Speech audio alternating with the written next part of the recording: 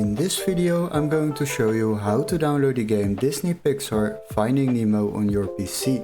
So what we need to do, open your Google browser, and after that we quickly need to search up this game at Steam, and then we can continue to another website to download this game without overpaying.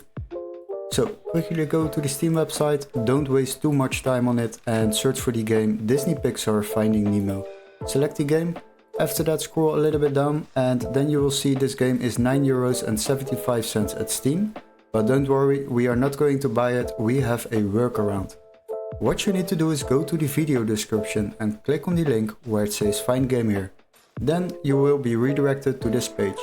Now if you go to the search bar and then search for the same game Disney Pixar Finding Nemo and select it, you will find out that there is a PC version over here which can be activated in our country, so make sure this text is marked green, otherwise it won't work.